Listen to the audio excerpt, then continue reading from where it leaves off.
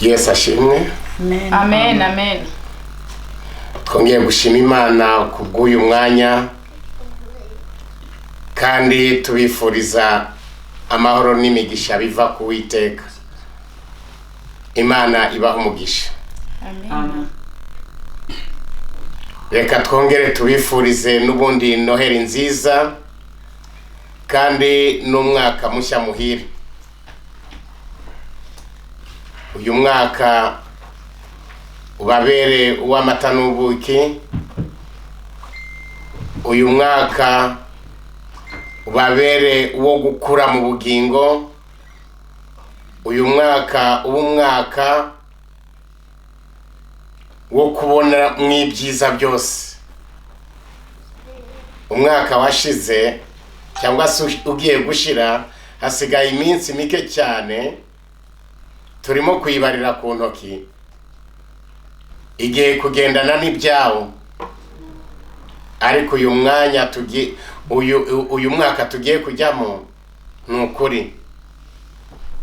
Reka mbifurize ngo ibyo mwabuze muri uyu mwaka wa 2020 muzabibone muri 2021. Imana ibaha umugisha. Amen. Nkuko n'ubundi rero dusanzwe tubigenza, tugiye kuririmba n'indirimbo mbere yo kumva ijambo ry'Imana. Ariko mbere yo gukora ibyo byose, reka tubanze dusenga Imana. Reka Munezero dushyira imbere y'Imana, hanyuma dukomeze. Urakoze Mana, twongeye kuza imbere yawe. Habwa icyubahiro Mana. Turagushimye ko twemereye kwinjira muri iyi saha.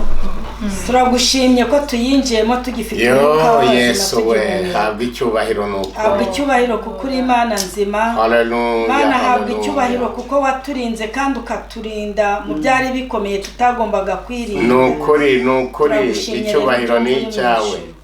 Kubw'ibyo twongeye kwinjira mu murimo. Ndagusabye ngo imbaraga zacu zibure, izawe zigaragare.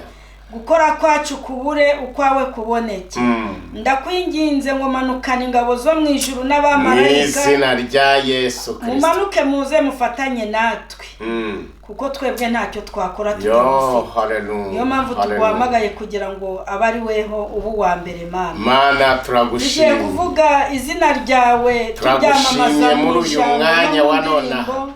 Mana, bari wewe usobanurira buri wese muri uyu mwaka watugiriye neza. Umwana w'umuntu nk'ubwo yumve byonyine suko habuze ibiduhiga. Urakoze kuko uri mwiza. Ariko Mana waradutabaye kandi waraturengeye. Tugusabye gutyo twizeye udufashe muri byose. Ari wewe uri butuyobore. Nakuri imbere. Izina ryawe Yesu udufashe muri byose. Amen. Amen. Amen. Amen. Ubwo n'abandi tugiye kuririmba n'ubundi nabo badufashe. Namwe abari kuri Facebook live, namwe dufatanye n'ubundi guhimbaza Imana.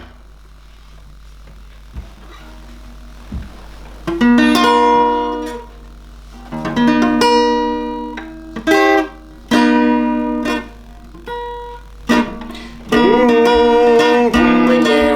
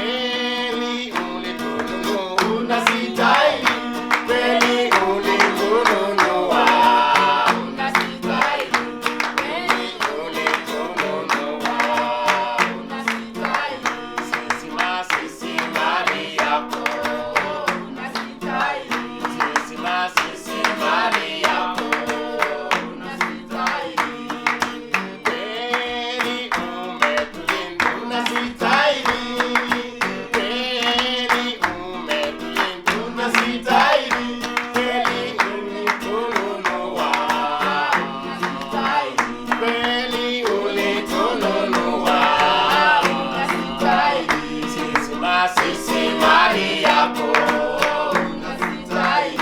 Sisi mali yako unastahili. Kweli umetulisha unastahili. Kweli umetulisha unastahili. Kweli sisi mali yako unastahili. Kweli sisi mali yako unastahili. Sisi mali yako unastahili. Ulitununua unastahili. Ulitununua unastahili. Oh, kweli umetuokoa unastahili. Kweli umetuokoa unastahili. Kweli umetuokoa unastahili. Kweli umetuokoa unastahili. Sisi mali yako unastahili. Sisi mali yako unastahili. Ulitununua unastahili. Ulitununua unastahili. Oh, Yesu umetulinda unastahili.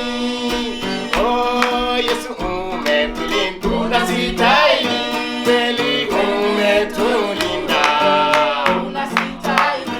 Kweli umetulinda unastahili.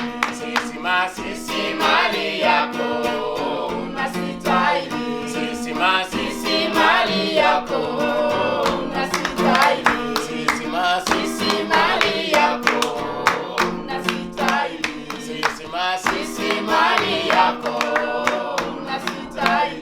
Wakati sisi mali yako unastahili. Wakati sisi mali yako unastahili.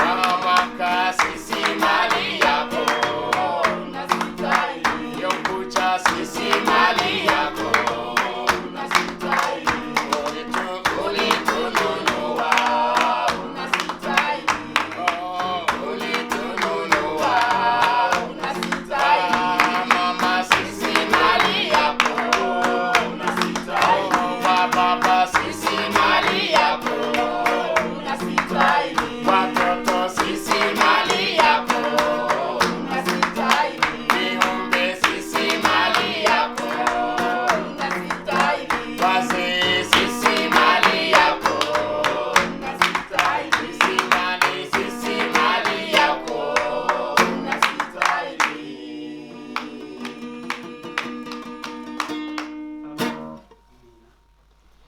Imana ibahe umugisha abaririmbyi. Kandi rwose ni byiza, ni umunezero, ni ibyishimo. Ni ukuri abaririmbyi bacu Imana ibahe umugisha. God bless our singers for today because everything is good and cool. Uyu munsi ni ku cyumweru rero. Today is Sunday.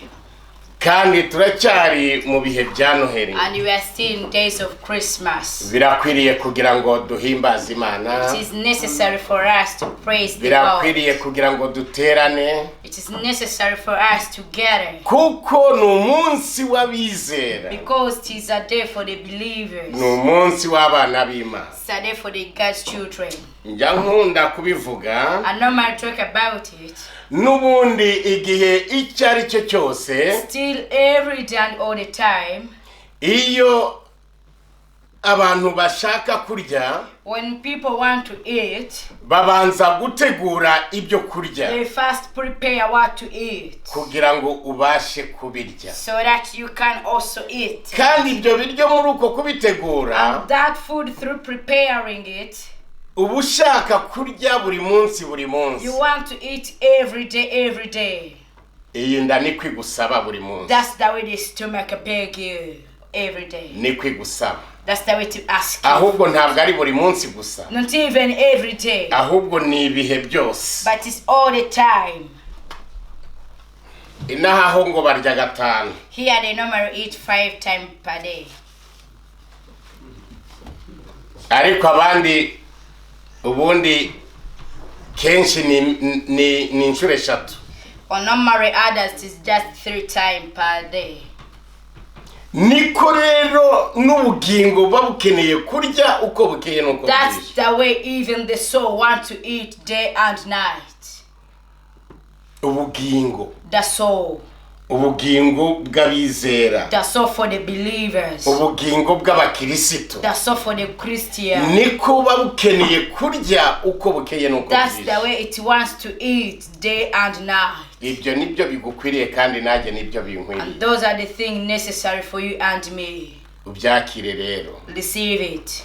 nukuri utangire ukarabe, And begin washing your hands. numara gukaraba And after washing your hands, witegure kurya. prepare yourself to eat. Bwana sifiwe sana. Praise Jesus.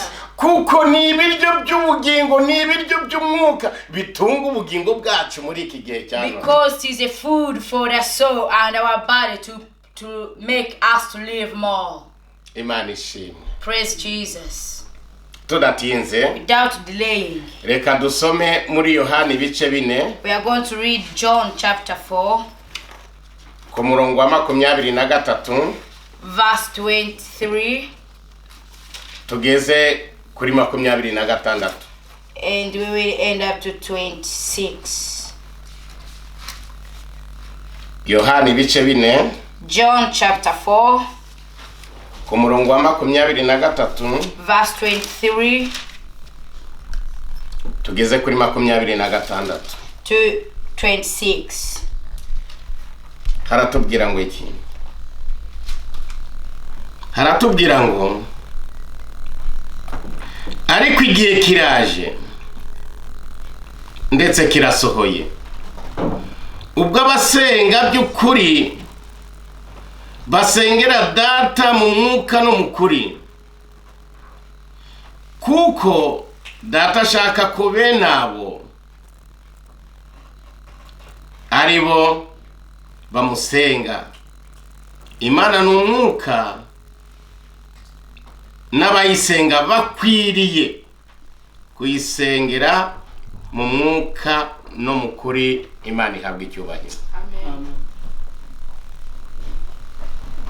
Iri jambo This word, ni ijambo naryo ridutegeka, it's a word which commands us. ridutegeka Commands us ko dukwiriye.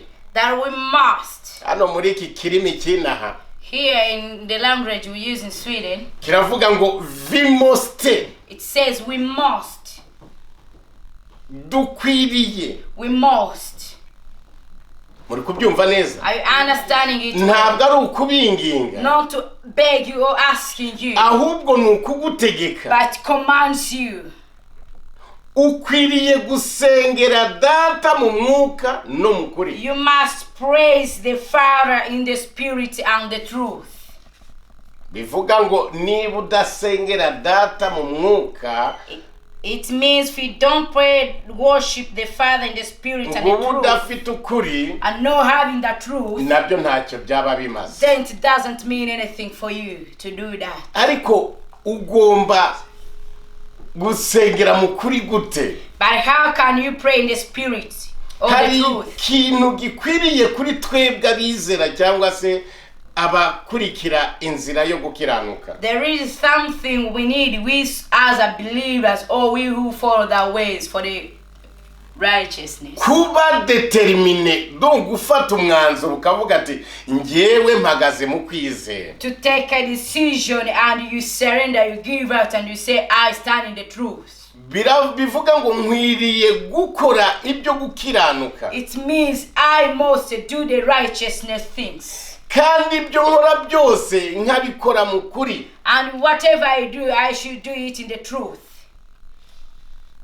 Iri jambo narisomye cyane. I read this word a lot, or many times, Ngo Yesu yaravuye i Yudaya asubira i Galilaya. that Jesus was coming from Judea when he went to Jerusalem. Ariko ngo yiyumvamo ko akwiriye kunyura indi nzira y'i Samariya. And then he filled himself, he want to take another way to Samaria. Sinzi impamvu ndi gusoma aya magambo muri iyi minsi ameze gutyo. I don't know why these days I'm reading such kind of words. kuva mu gihugu ukajya mu kindi, from one country to another, kandi abantu bakagenda n'amaguru. and people just move with foot. Ntabwo ari ibintu byoroshye. Nothing easy. Oh, it's not easy. Sorry. Ariko uyu munsi wa none abantu uyu munsi wa none baragenda ikilometero kimwe ngo barananiwe. But today people just move 1 kilometer and they say they are tired. Nukuvuga ngo sinzi impamvu. I don't know. Umuntu akagenda ibirometero 5 ati ndananiwe. A person goes just 5 kilometers. I'm tired now. Ndibuka ibirometero n'ibirometero nagendaga ngiye kuvuga ubutumwa. I remember all the kilometers I could walk when I'm going to preach. Nkibuka uburyo nazamukaga imisozi. And how I could climb the mountains. Umva nkagerayo amakoti nayakuyemo. I reached there when all my suits here. I had just have them in the ahatageraga imodoka se wabigenza uti. Where there is no car reaching there, how could you do that? Ugomba kugenda n'amaguru nyine. Then you need to walk. Kugenda umusozi ukongera ukamanuka ukongera ukazamuka undi ukongera ukamanuka. You climb a mountain and go down so that like that until. Abiki gihe nk'aba ngaba turi hamwe hano imbere kugira ngo bayimanuke bazamuke ntabwo byoroshye. People for today right now for them to climb a mountain. Batangira kuvuga ati pastor ibyo bintu ni ibiki byo burimo. They can just begin asking me, pastor, what is we cannot go there. Ariko iyo harimo muri wowe gukorera Imana, but if in you there is serving the Lord, ntabwo wirebaho. You don't look by yourself. Ahubwo hari umurimo bukwiriye kugenda. But where there is a worker, you just go direct. Kuko ugiye kurasa Satani. Because you are going to shoot the devils. Ugiye kurasa abadayimoni. Because you are going to shoot the evils and devils. Hasigaye ukubaka izina rya Kristo aho. And then you get to build the name of Christ. Ibendera rya Kristo rikajyaho ha. And you raise the flag of Christ. Imitima ya benshi gakira. And the hearts of men get to be saved. Imitima ya benshi gahumurizwa. The hearts of men get to be saved. Abantu bagakira. And people be healed. Bwana sifiwe sana. Praise Jesus. Hari aho twagendaga. There is where we could go. Tukarara mu nzira. We sleep in the ways. Mu gitondo tukazinduka turi kugenda. And in the morning, early in the morning, we wake up and go. So that we can reach in that place. Abamaze guhaga imireti. Those who are now fed by n'amanyama sinzi ko bapfa kubishobora. I don't know if they can that. Ariko ndareba uyu munsi wa none ngasanga ari ibintu byari byiza cyane. But I look these days and I see that it was something good for us. Bamwe bakayibona ko atari byiza ariko ahubwo nibyo byari byiza cyane. Many could others could see it as it is not a good thing. No kuri kera ntabwo twapfaga kurwara. Last time ago we could not just be sick. Wakora siporo ukirirwa uri kugenda umunsi wose. You can make a training. You can make a training of going all the day. How can you be sick? How can you be sick with muscles? Well, yet you have climbed the mountains. And you get a time and you see. You just see. I'm tired. Yes, ashimwe. Praise Jesus. Kandi shuratangira ukagenda akabari ugeraho. Yes, tomorrow you will also go so that you reach in that place. Hari igihe njya ntekereza. There's a time I normally think. Nkavuga ati Imana nukuri iyo misozi yose twagiye nubwo twarekera aho ngaho cyangwa se ukaducyura nta kibazo kabisa twarakoze. Sometime I normally sit and think and say, God, all those mountains we have climbed, even everything ends now and you come and take us. Ijambo ry'Imana ryambwiye ko nawe yagiye. The word of the Lord has told him that Jesus also walked. Yagiye i Yudaya. You walked till you die. Avuye Yudaya ajya Galilaya. And after you die, you went to Galilee. Avuye Galilaya. And after Galilee. Yiyumvamo ko kwiriye kujya Samaria. And he feeling himself he want to go to Samaria. But he knew how to walk. Ariko amamodoka ahagaze when the car stops, amagare amatoge agahagarara, when all the vehicles stops, yewe indege zigahagarara, and all the planes stops, ariko abantu babigenza bati. how can people do? Imana idufashe kandi tugirire Let neza. Jesus help us. Imana idutabare. Let Jesus help Na us. Yesu aragenda Jesus also walked. agera igihe arananirwa, And the time reached and he became tired. ngo ageze ahantu hari amazi When he came the place where there is water, ahita yicara kuko yarananiwe. he sat down because he was tired. Aricara, He sat down. aricara. He sat down. Ntabwo ijambo ry'Imana ryigeze rinyereka cyangwa se ryigeze rinyereka ko Yesu hari umuntu bari kumwe. The word of the Lord has not shown me that Jesus was with another person. Yarari wenyine. He was just alone. Uzi kugenda ibirometero n'ibirometero uri wenyine. You know, to walk kilometers and kilometers when you are one or alone. Umva ari ibibazo. Just problem. Ariko Yesu yarafite objective. But Jesus had an objective. Yesu ashimwe. Praise Jesus. Yesu ashimwe. Praise Jesus. Yesu akiri aho ngaho, When Jesus was still there, agiye kubona ngo abona umusamariyakazi aje kuvoma. when he was still there, he saw a Samaritan woman coming to Aho the water. ngaho kuri uwo mugezi, To that water source, amazi ngo bayavomaga iyo hasi, aho hasi they cyane. could get a water from under the ground. Ni ikintu cyo bajugunyagamo kiri umugozi noneho bakavoma. The other thing, they could slow in and then they bring water in. Yesu yari yicaye aho ngaho. Jesus was just sitting there. Uwo musamariya araza. And then the Samaritan woman came. Amaze kuza, When she came, Yesu amusaba amazi. Jesus asked her for water. Amusaba amazi. He asked her water to drink. Amusabye amazi, When he asked her the water, we kuko yari umusamariya, because she was a Samaritan, uwo musamariya amenya ko Yesu ari umuyuda. she get to know that Jesus was a Judean. Kandi abayuda ntabwo bumvikanaga n'abasamariya. And Judeans could not come together with Samaritans. Uwo musamariya aravuga ati nsabye ute amazi. And then she asked her, how can you beg me? How can you ask me water? Nsabye amazi nkande. How can you ask me water? Kubera iki? Why? Ntabwo bumvikanaga. They were not coming together. Urumva kugira ngo uwo mugore avuge gutyo nuko bagenderaga mu moko. You understand the woman to ask Jesus like that, they could follow just the tribes. Byari akaga gakomeye cyane. It was just dangerous and troubles. Yesu ngo aramureba. And Jesus looked her. Ngo aramubwira ati iyaba waruzi umuntu yagusabye. And he told her, if you could know the person asking you water.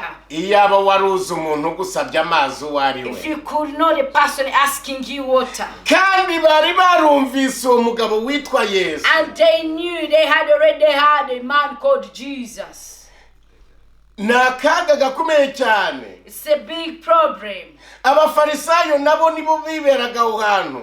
Only the Pharisees who could be just Kandi there. abafarisayo nabo bari bazi ijambo ry'Imana. And for them they knew also the word of Ariko God. nabo bagenderaga mu moko. But they also followed tribe things.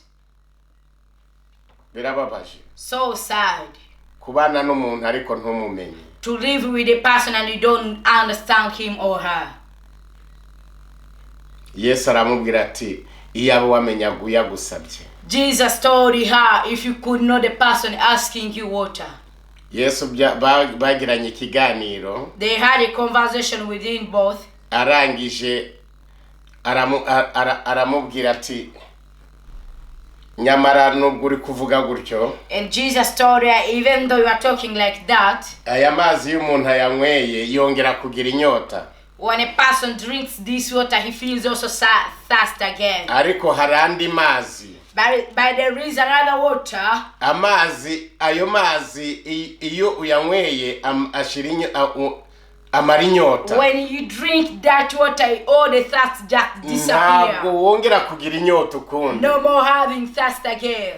uwo mugore ngo araza yicara hafi yiwe. That woman came near him. barakomeza baraganira. They continued talking.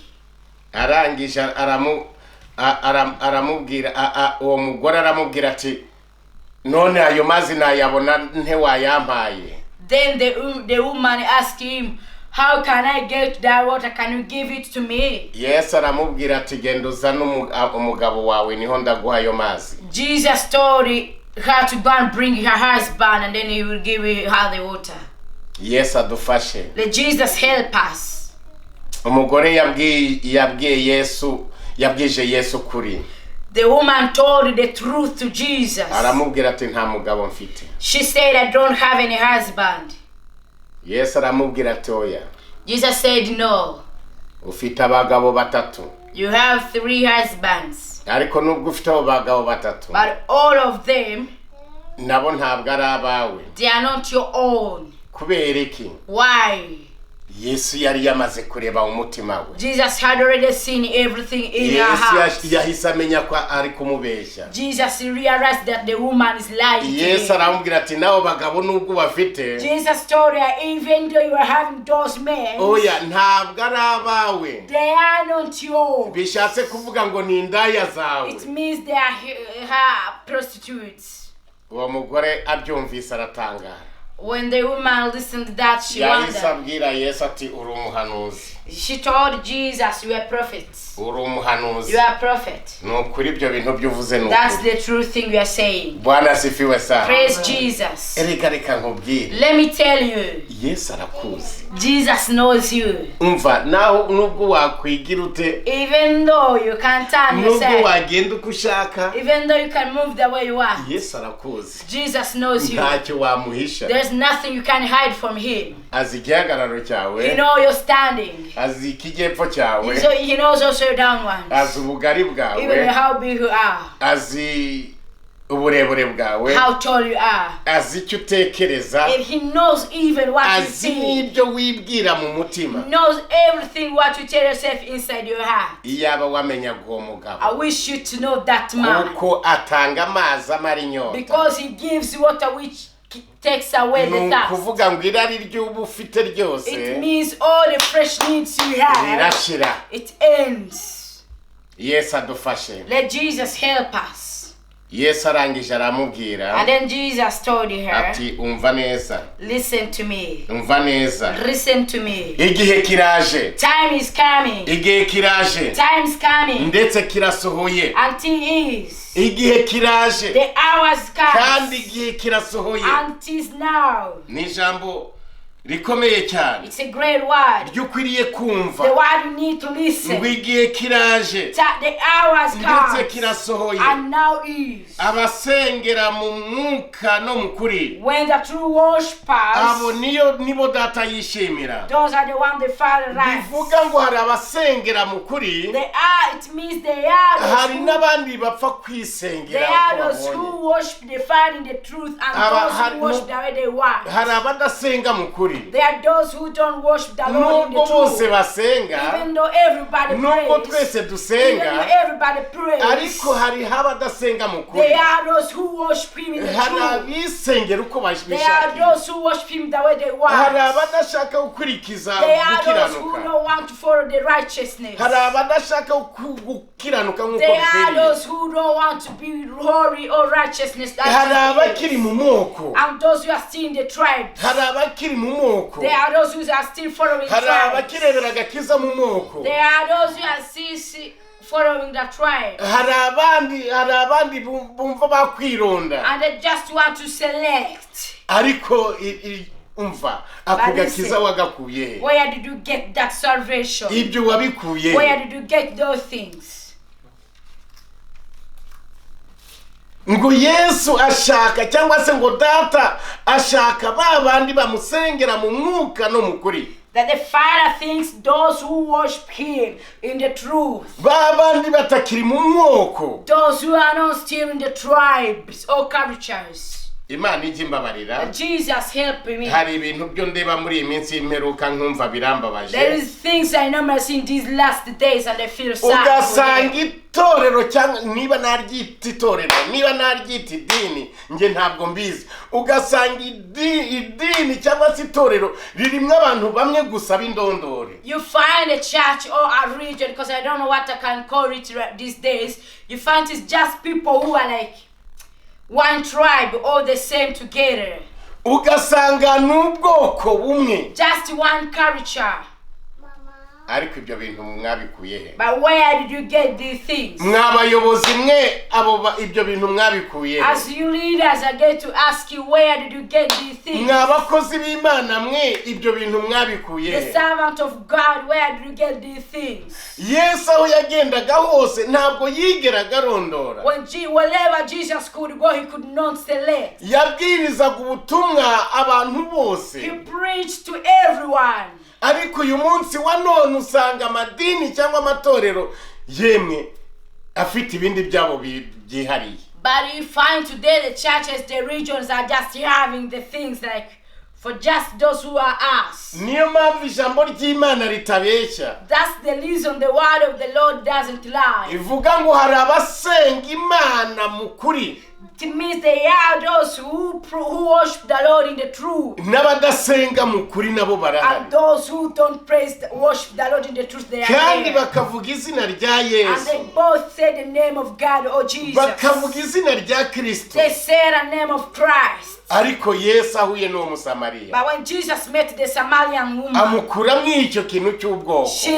he'll move the fearing from her. Aravuga ati ngewe ngiye kuguha amazi y'ubugingo. And he said, I'm now going to give you the water of ya life. yandi utazongera kongera kugira inyota The na water you gato. will never feel thirst again. Yesu ashimwe cyane. Praise Jesus. Yesu abagirire The neza. Jesus help you. Yesu atugirire The neza. Jesus bless us. wowe ukigendera mu moko. You are still following culture ibyo things. bintu biveho. You need to leave those things. kuko ibyo bizaguhagarikira inzira ijya mu bwami bwo mu Because ijuru. those things will make you to stop in the way from heaven. ibyo bizagutinza mu And rugendo. those things will make you to delay in the way. aturiya ni urukara. That person is black. urwo rukara si ruragushinzwe. What does a black thing mean to ntabwo ari wowe wigize urukara. you? He's not the one who made himself to be black. ahubwo Uwiteka Imana niyo yamugize utyo kugira ngo ibashe kwihesha But the icyubahiro. Almighty God is the one who created him like that, so that he can glorify muriya ni himself. muremure agiye gukora ku ijuru. That person is told and he's about to reach the heaven. ntabwo ari we wigize He's muremure. not the one who made him to be tall. ahubwo ni Uwiteka wabikoze But he's kugira the ngo Lord yiheshe who needed to icyubahiro. glorify himself.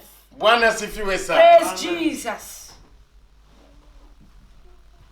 ugasanga umuntu arabyibushye. You find a person big rwose ugasanga ameze neza. and you see that the person is good. ariko abandi bakamureba. And when others see him ati or murebe her, ukuntu kiriya kintu they kimeze. see how he is. ntabwo ari umuntu ahubwo abaye He ikintu. is not a person, he's now a thing. kandi ntabwo ari we And wabyikoze. he's not the one who made ni himself like Uwiteka that. wamugize It is ko the Almighty Father who kugira created ngo him ibashe like kwihesha that, icyubahiro. so that he can glorify himself. hari ijambo ry'Imana nkunda There is cyane. a word of God and love ngo Imana yaturemye mu ishusho yayo. that the Lord created us in his own image. ariko ni akaga gakomeye But it's cyane a big dangerous kuba bamwe bakiri muri ayo for moko. many followers still following the culture things. kuba bamwe batekereza ati nguriya nuwaha nanu ava aha For nanu. many still following, the person comes there, the person comes kandi there. nyamara asoma ijambo ry'Imana uko bukeye Yet n'uko they read bwije. the word of God day and night. igihe icyo ari cyo cyose aba afite All Bibiliya. the time the person is having a Bible in the hand. ni akaga gakomeye It's a cyane. big problem. iyi Bibiliya izagucira urubanza. This Bible will judge you. kandi nta kintu utazi. And there's nothing done on. ibintu byose urabizi. You know everything. ariko ukabirenzaho ibyawe. But you don't care about it. umva Listen. Imana ishaka ba bandi abayisenga mu mwuka. The Lord wants those who pray, who worship Him in the truth. kandi uwo mwuka ukagenda n'ubundi ukagendera no mu kuri. The Lord wants those who worship Him in the Spirit and follow it. Niba utagendera mu kuri, If you're not following that rule, ni ukuri ntacyo bikumariye. then there is nothing for you to be following the Niba words of ufata Jesus. iki gitabo If you are holding this Bible ukagenda mu bugambanyi and you go and you judge for others, kandi mu by'ukuri ijambo ry'Imana rikubuza kugambana, yet the Lord of the world says stop to you, Imana ntabwo ibyishimiye. then the Lord is not happy for you. Imana ntabwo The ibyishimiye. Lord is not happy for Imana that. ishaka kugendera mu mwuka no mu kuri. The Lord wants you to go to worship and walk in the truth and spirit. Ukaba ufitiye Bibiliya uko bukeye n'uko bwije, And you are having the Bible day and night. ariko ukagenda ukavugira mwene so mu byongorerano. And you can talk to rumamongering. You can talk to your friend behind. Ni akaga gakomeye It's a cyane. big problem. Ibyo byose Imana irakureba. All that you do, backbiting your friends, the Nuko Lord yabonye sees you. uyu Musamariyakazi, As the way she saw this Samaritan woman. nuko aramubwira ati iyaba wari uzi umuntu uyagusabye. And then he told her, I wish you could know the Umva, person Yesu asking you ashaka the water. kukuvana mu ibyo byose The Lord wants to remove all that from you. ugasigara uri umukiranutsi, Just remain when we are Christian. ugasigara uri umwizerwa. Remain as a believable person. Yesu agufashe kandi akugirire Let the neza. Almighty God Jesus help you. Ni akaga gakomeye It's a cyane big dangerous. ibiriho uyu munsi wa none. Things which are here today. Abapasiteri uyu munsi bari The kugambanira pastors are fighting for others. kugira ngo babashe gufata So imyanya. that they can take the places. Neshi icyo kintu narakivuze. And I told you these things tomorrow, yesterday Icyo too. cyubahiro ni icya hano mu That isi, horn is just for here in the earth. kandi ni ukuri icyo cyubahiro cyawe uzagisiga hano mu isi. And you're gonna leave it in the earth. Kandi ibyo byose iyo ubikoze hari igihe binagaragara, And still when you do that, sometimes it sees hari out. igihe bimenyekana. Sometimes it gets to be known out. Mbwira none ukuntu Imana yo ibiri kubireba. Then tell me how God sees these things. Ibyo uri gushaka muri iyi minsi Whatever things you are seeking now, ni these iby'igihe days, gito, it's just for a short ni time. ukuri uzapfa And ubisige, then you will die and live there. kandi uba ufite urubanza imbere y'Imana. And you will have a judgment into the Lord or the presence of Imana God. igufashe. Let the Father help you. Mu baririmbyi hari And ubugambanyi. the same thing which is in the singers. Ibyo byose Yesu arabireba. Jesus sees everything. Yesu ntacyo atazi. He knows everything. Erega nongere nkubwire, I still tell you, hari marayika urebera itorero ryawe. there is the angel who sees the church of Jesus. Hari umuntu uba uri iruhande rwawe, There is a person who is beside you. aba atanga ripoti uko bukeye He n'uko gives a bwije. report day and night Ibyo wakoze for everything you byaba do. ari bibi byaba ari If they byiza, are good or bad, hari marayika utanga raporo. there is the angel who gives a Iyo report. raporo That report, ntaho uzayicikira. there is no way you will learn about it. Mana yanjye, Let me tell you. hano muri iyi si Here in the world, in the earth, hari ibintu by'abantu bakoze. there's a things which people did. Ibyo bintu by'abantu bakoze And those things which they did, ni ibintu bidasanzwe, they are not easy things. ni ibintu by'ubwenge. They are things for capable ones. Babyita Wisdom. satellite. It's called satellite. Satellite nawe. Iyo satellite That satellites, ibiri hejuru. it is in the sky. Ntumbaze ukuntu ikorana n'isi yose, Don't ask me how it works with all the earth. ariko izo satellite ziba ziri kureba ibiri gukorerwa mu isi. But all those satellites, they are Hasi ku seeing butaka. everything which is done in the earth or on the ground. Irabireba. It sees everything. Ntumbaze ukuntu babikora. Don't ask me how they do it. Ibyo ni ibyakozwe n'abana b'abantu. Those are the things which are made by human beings. Ubwo ni ubwenge, ni tekinoloji idasanzwe bakoresha. That's a technology for the human being which they have used. Abantu bakamenya ibiri gukorerwa hano ku butaka. People get to know what everything which is done here in the earth. Babirebera kuri computer, hano bimeze gutya, hano bimeze gutya, hano uyu ari gukora gutya, umuntu ukaba uri kumureba. They see everything and everything. Hanze cyangwa se muri ibihugu bikize biri byo hanze, the outside countries, all these countries which are developed, iduka riba ririmo abantu bageze kuri babiri barireba cyangwa se batanu. the shops just have 2 or 5 people just taking care of it. Iduka rikomeye cyane, The big shop riba rifite nk'abantu batanu. just having 5 people. Ariko muri iryo duka, But in that shop, harya bwa buntu babwita ngo iki, harimo za kamera. there is cameras inside it. Izo za kamera, And those cameras, iyo ufashe akantu when you get a thing ukagashyira mu mufuka and put it in the pocket utakishyuye, without paying for it, iyo ugiye gusohoka hariya ku muryango, when we are going to get out from the door, hari igisakuza ngo baribye ugahita uhagarara aho there ngaho is a bagahita alarm bagukurikiza. which alarm that somebody is stealing. Zana ibyo utwaye utishyuye. And then they get for you and ask you to bring back to turn back what you are stealing. Ubwo ni ubwenge bw'abantu. That's the wisdom of a human being. None imbere ya data bimeze bite? We're bowed in front of our Father. Yesu yakoze technology idasanzwe. Jesus did a big technology which is not Kandi iyo even technology iri hejuru y'ibyo byose. and all that technology is above everything. Njya nkunda kubaza abantu niba Yesu yarakoze ububiko bw'umuyaga, ninde muntu waba uzi aho ububiko bw'umuyaga buri? If Jesus kept the wind or having the store for the wind, who can know where the store of the wind is? Hano ndabona hari abagabo bize cyane. I have here a big man who studied. Mumbabarire mumbwire niba mwarize nibyo koko, mumbwire ahantu hari ububiko bw'umuyaga, umuyaga ubikwa he? I know that you have studied, but tell me where the store of the wind is. Or where he keep the wind. Munsubize mungirire vuba. Please answer me.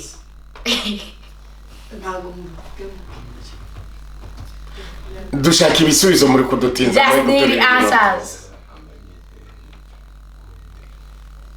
Bose bari kwirebaho byabayobeye. Kandi barize. They don't know to yet they have studied. Barize barangiza wa gatandatu mukuru bagera no muri za university none nta nicyo ngo bazi. But they don't know it. Oh my God. Hallelujah! Amen. Ariko ya yindi izaho ububiko bw'umuyaga buba. But the Almighty Father knows where the store of wind is. Bwana sifiwe sana. Praise Jesus. Umva. Listen. Ariko ko numva ngo hari inzuzi cyangwa se amazu akomeye, amazi menshi cyane za ocean cyangwa se za ocean bimeze bite? I know my reason that we have oceans, we have n'inyanja cyangwa se n'imigezi. lakes, rivers. None iyo migezi yitemba ikagwa muri za ocean, iyo zose yakubera ikizi tuzura. The water which moves to the rivers which moves to ocean, why does the ocean don't be full? Mumbabarire mumbwire. Tell me the truth. Mufata umwana. Mumbabarire mumbwize ukuri. Tell me the truth.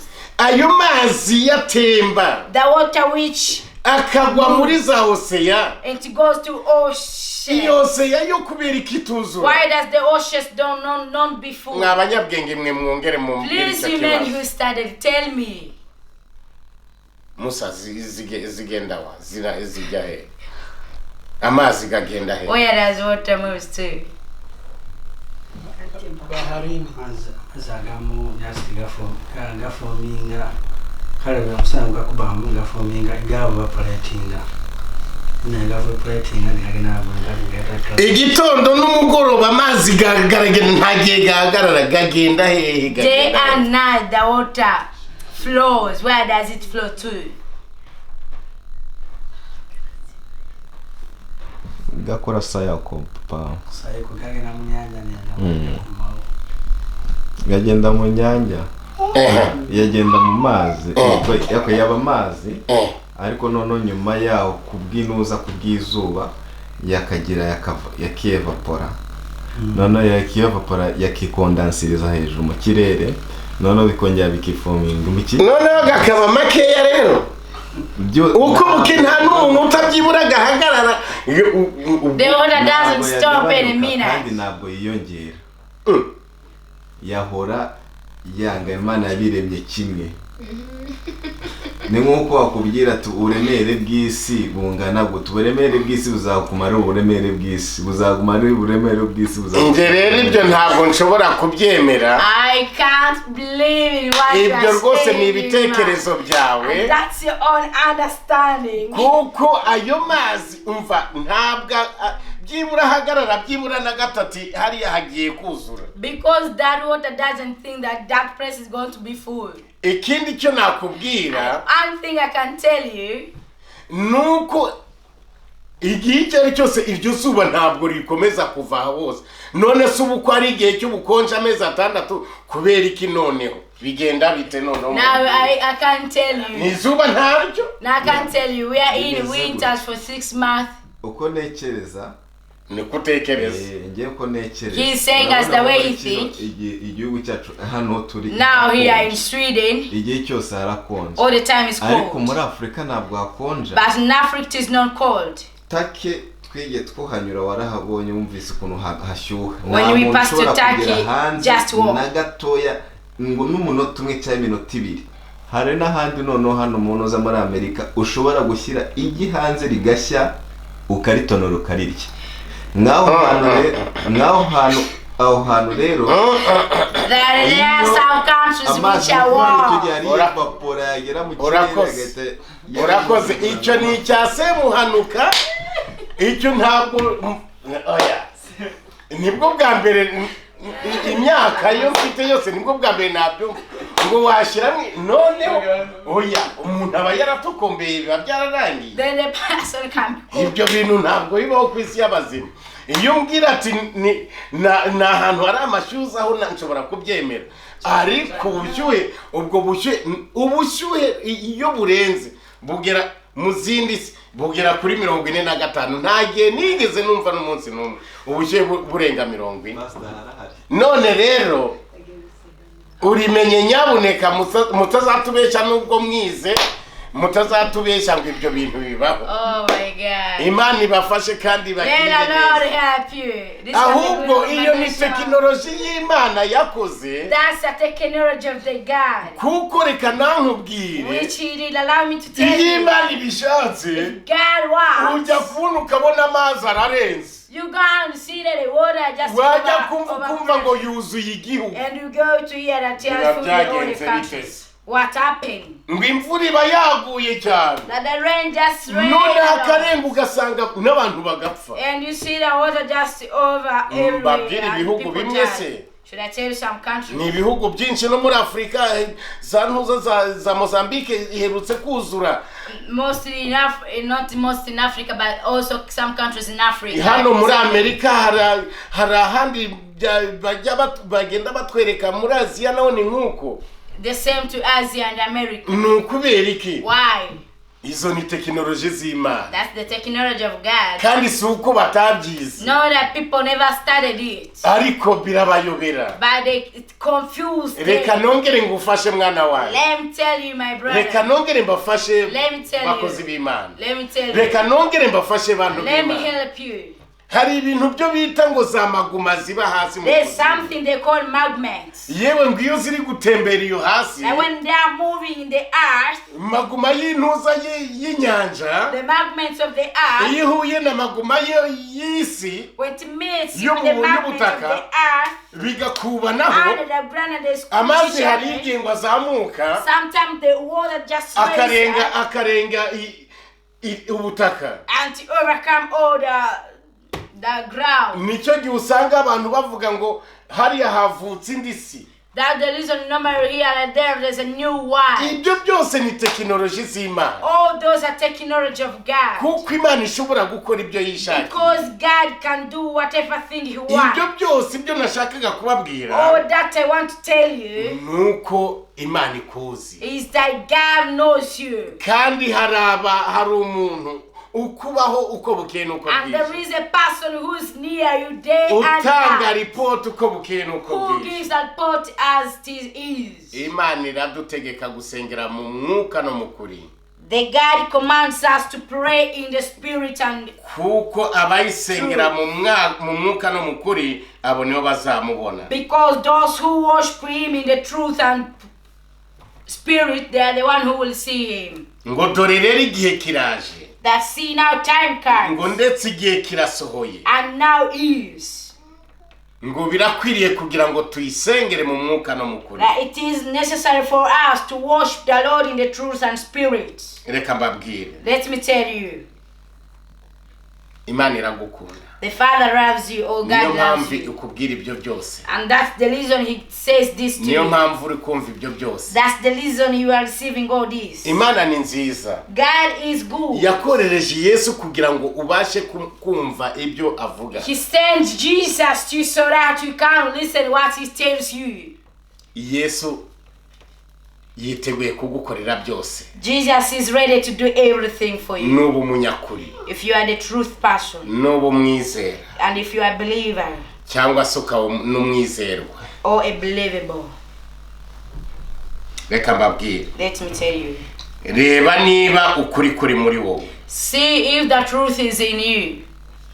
ariko birababaje ko mbireba jyewe But it's so sad as the way I see. ukuri mu bantu kwarabuze The truth in the people has disappeared. ukuri mu bakirisitu kurabuze The same to the Christians. ukuri mu bizera The kurabuze same to the believers. kandi ibyo byose Imana irakureba ikababara All of them has know the truth, and when God sees that, He mu feels sad. matorero ukuri kurabuze In the churches there is no mu truth. baririmbyi ukuri There kurabuze is no truth in the singing within the singers. mu basenzi cyangwa se mu basenga nabo ukuri kurabuze Even those who pray, they don't have the truth more. ahubwo iyo urebye neza usanga kwishushanya ariko kuzuye But when you look well, you find that they're just deceiving umuntu themselves. bikagaragara ko muri kumwe ariko You yishushanya can't think that you are together with somebody, but no. umuntu akagaragara ko muri kumwe kombe akubeshya He can't show that you are together with him, but he is not the truth. umuntu akigira umwizera ashaka icyo agushakaho The person can make himself a believer, yet he has something to cyangwa se hari icyo agushakaho or something he wants from you. hari umukobwa There is a girl wari ugiye kurongorwa mu bihe byashize The girl was going to be married last time. ni muri uyu mwaka It is in this year. yari agiye gushaka She was going to be married. umuhungu yari yaramwishimiye The boy had already thanked her. umuhungu yari yaramukunze And the boy had already loved her. ariko umukobwa muhisha ko atwite But the girl denied to say to the boy that she was pregnant. amuhisha ko atwite She hid it that she was pregnant. byagenze bite What happened? ku munsi wa nyuma wo gusezerana The day for the wedding, ari ku wa gatandatu it was Saturday. bariteguye byose When they had already prepared everything, umusore aza kumenya ko umukobwa atwite the boy gets to know that the girl is pregnant. umukobwa nawe yari yiteguye yambaye n'imyenda y'ubukwe Even the girl had already dressed and prepared herself for the wedding. wabigenza ute How can you do this? muri kumva mwese hari Are you listening this? muri kumva Are you listening? ukuri kurabuze There is no truth. ukuri kurabuze There is no truth.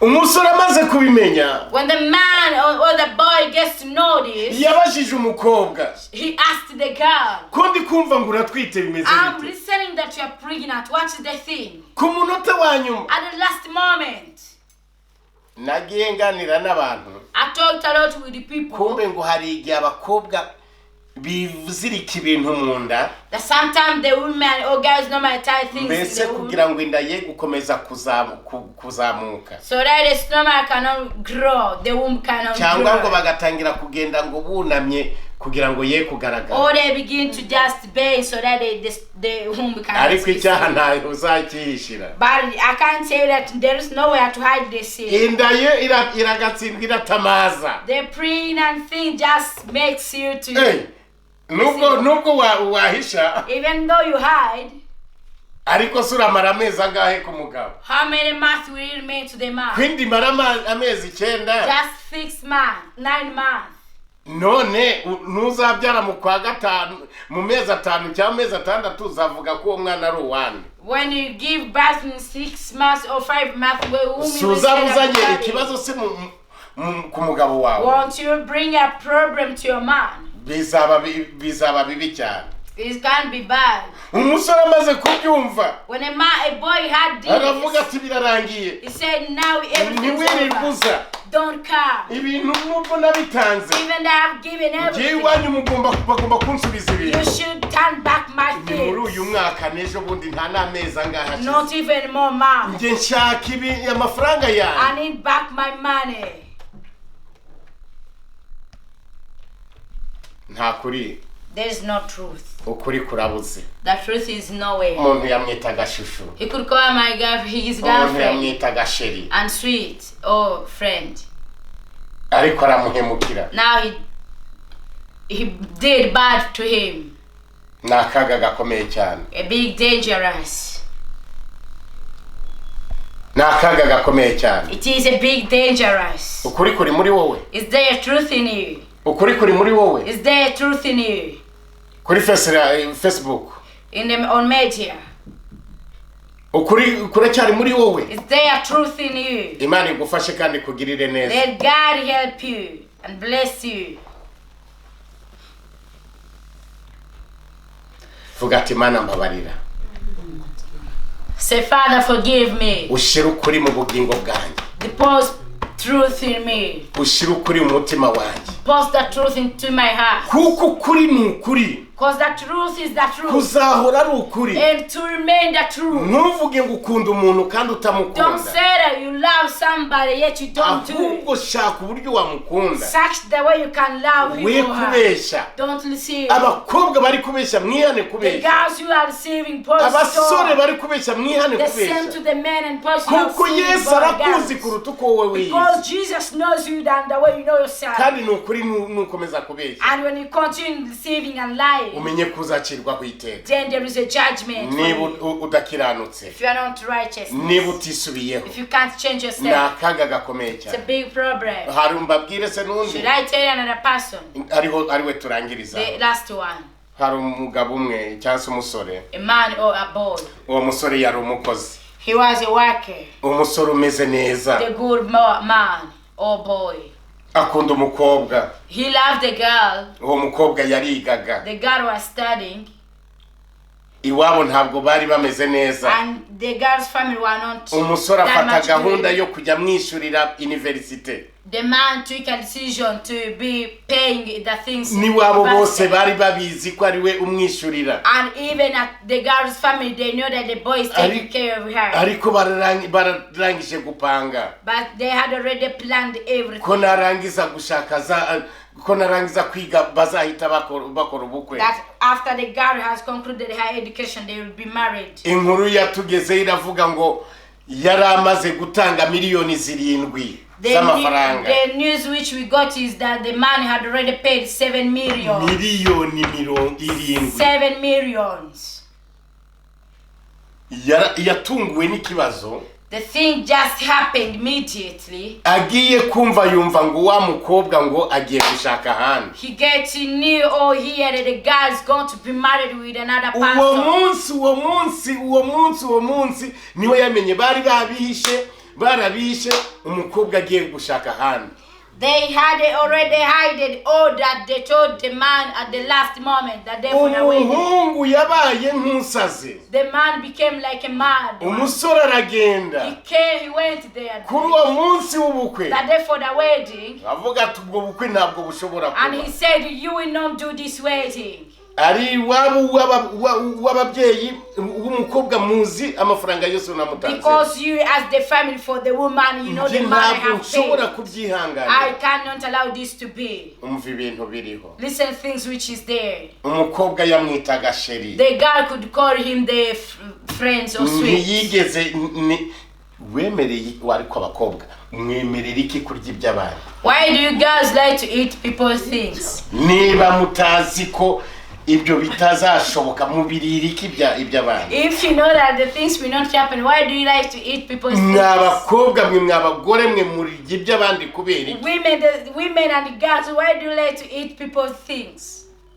Kubera iki muri kubeshya abasore? Why are you just deceiving boys? Wakabereka urukundo ko ari urukundo rw'ukuri ariko mwebwe mukamubeshya. They give you the true love and you just receive from them. Mbabarira wumva ku gahinda k'uwo Listen muntu. that soul for that man. Mumbabarire mwumva ku gahinda k'uwo musore. Listen the soul for the man. Abakobwa mwihane. Girls repent. Abagore bameze gutyo mwihane. Women like that confess. Muri kurya iby'abandi umva Imana izabibaho. You are eating people's things and you are not going to pay it back. God Keretse will pay you. niwisubiraho ukabuha ukuri. Unless when you change yourself Ukoresha ukuri muri wowe. and use the truth in you. Ugira ukuri muri wowe. Have the truth in you. Mbabarira umbwire iryo dini niba ari idini niba ari itorero ryagombaga kubasezeranya. Listen, that church or the religion which could make them to be married, Ubukwe bwabaye akavuyo. that's become chaos in the wedding. Imana idufashe. Let the Lord help us. Nageraga ngo mbabwire ibyo ngibyo I just wanted to tell you that. kugira ngo ubashe kugira ukuri nanjye mbashe kugira ukuri. So that we both can have the truth. Iki Imana idushakaho nubwo twaba dusenga imeze bite, What the Lord needs from us, even though we pray how and worship Him, niba tudafite ukuri muri twe if we don't have the truth within us, ntacyo byaba bitumariye. then we are just doing nothing. Bene data turi kumwe uyu munsi wa none, Friends, we are together today. dushaka ukuri, We need to search the truth. dushaka ukuri. We need to search the truth. Niba dusenga If Imana, we are worshiping the Lord, dusengera Imana mu mwuka let us worship the no mu Lord kuri. in the spirit and the truth. Niki Imana idushakaho? That's what the Lord needs from us. Reka dusenge. Let us pray. Imana ibaha umugisha. God bless you. Ibyo ari byose urabyumvise. I know you have heard this. Niba hari ibyo ukora bitari mu kuri, There's something you are doing which was not in the right way. niba hari ibyo ukora bitari mu gukiranuka, If there's something you are doing which was not right, Imana irashaka kugira ngo ukiranuke. the Lord wants you to be holy. Uyu mwaka wa 2021 ukora ibyo gukiranuka. This year of 2021, do just the righteous Uko thing. gukiranuka kuzaza gute? And how will you receive that? Nugira ukuri muri wowe. If you get to have a truth in you. Aho nugira ukuri If you get the truth in you, uzatinya icyaha. you will fear sins. Yesu ashimwe. Praise Jesus. Reka dusenge. Let us pray. Imana ibaha umugisha. Let the Father bless Kandi you. Imana ibagirire Let neza. Him do well to you. Nukuri uko niko kuri. The truth, that's the truth we need. Ukuri kube muri wowe. Let the truth be with Ukuri kube you. muri Let jewe. the truth be in me and Kandi ninkubona and when I see you, nkubone nka mwene I data. see you as my brother. And Ninkumva when I hear you, nkumve nka mwene I get data. to listen as my brother. Umva nukuri The truth, icyo Imana idushakaho what the Lord needs from nukugira ngo us tuzajye mu ijuru tudatsinzwe is n'urubanza. first to enter the kingdom of heaven without Muhaguruke dusenge judgment. Imana. Raise up and N'abari kure muhaguruke dusenge even Imana. you are found media. Uvuge ati Mana ndagusabye ngo umukuri. Say, Father, I beg you to give me the truth. Ndakwinginze ngo umukuri. I beg you the truth. Ndakwinginze ngo ushyire ukuri muri jye I beg you to put the truth inside me kugira ngo mbashe gukora ibyo gukiranuka so that I can do the righteous things no kuba umurokore. and be a good Christian. Ukwiriye kuba umurokore You w'ukuri need to be that. utibeshya. Who don't deceive. Ko navuga ngo uribeshya uribeshya Because I say we are deceiving niba yourself. utari umurokore If you're not a Christian. niba hano mu nzu y'Imana uba umurokore If you're in the house of the Lord, you're a hanze Christian.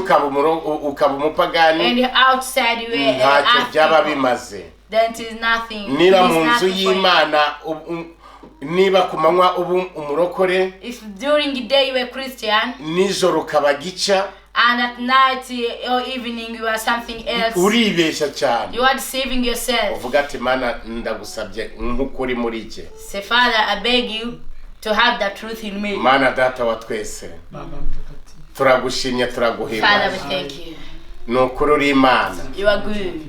kandi Yesu icyo nzi cyo ni ukurebera hose icyarimwe What you know is that you see we live at once. urazi twese ubwoko bwawe You know all of us, your children. uratuzi ntacyo You twaguhisha know us, Lord, there's nothing we can hide urebera from you. hose icyarimwe You see everywhere at once. imitima yacu urayizi You know our hearts. ubugingo bwacu You urabuzi know our soul. ibyo tugenderamo byose urabizi Everything we move through, you know it. ariko icyo tugusabye What we beg you ni uko twagendera mu kuri is to walk in the truth. ni uko twagendera mu kuri Is to walk in the truth. ni uko twaba abana b'Imana Is to be the God's children. hari icyaduhinduye abana b'Imana There is something we changed us to ni be uko God's Yesu children. twemeye kukwakira It's because we received you, Jesus. ubwo twemeye kukwakira Because we are allowed to receive duhe you, imbaraga Jesus. kugira ngo tubashe kugendera mu kuri Give us to strong to walk in the truth. tubashe gukiranuka So that we can be holy. dukundane nk'abana Let b'Imana us love each other as God's dukundane children. nk'abagenzi bajya mu Let ijuru us love each other as the kandi people umunsi just here. tuzagera iwawe And time will come to you. byose niho bizasobanuka Then everything will be known. ariko icyo there. ngusabye What I beg you, girira neza abishushanya help those who are bave deceiving mu themselves. kwishushanya For them to stop that. kuko baba bari kwibeshya Because they are deceiving mu themselves. izina rya In Yesu Jesus' name. twese uduhindura abera Change us the whole amatorero yose all the churches. amatorero yawe All Mana the churches which are called ariko aribo yours. bana bawe Which are your children. bahindura abera Change them holy. ubahe ukuri Give them the truth. ukuri kube muri bo The truth that it be in kugira ngo them. itorero ryawe ryubakwe So ku that your musingi church can be built on the kugira law. ngo itorero ryawe ryubakwe ku rutare So that your church can be built on the law. mu izina rya Yesu Jesus' mighty name. urakoze Yesu Thank you, Jesus. urakoze Mana Thank you, Lord. ndagusabye muri uyu mwaka wa 2024 I beg you this year of nuko tubaze 2021. iminsi muri ibyumweru turi kugusaba As the way we are taking time to pray this. uyu mwaka wa 2024 This year of 2021. utubere umwaka mwiza Let it be a good year for utubere us. umwaka w'agakiza utubere umwaka w'ubugingo Let it be the year of the soul. utubere umwaka wo gukiranuka Let it be the year for the salvation. utubere umwaka Mana wo kugendera mu kuri no mu Let it mwuka be the year to follow the truth and spirit. urakoze Yesu Thank you, Jesus. bana n'imitima yacu Be with our bane hearts. n'ubugingo bwacu Be with our soul. n'ubwenge bwacu Even our byose understanding. byo kugwesha icyubahiro Let it be all for praising tubyambaje you. tukwizeye We pray this and mu believe. izina rya data wa twese n'umwana n'umwuka we. Jesus' mighty name. Amen. Amen. Amen. Amen.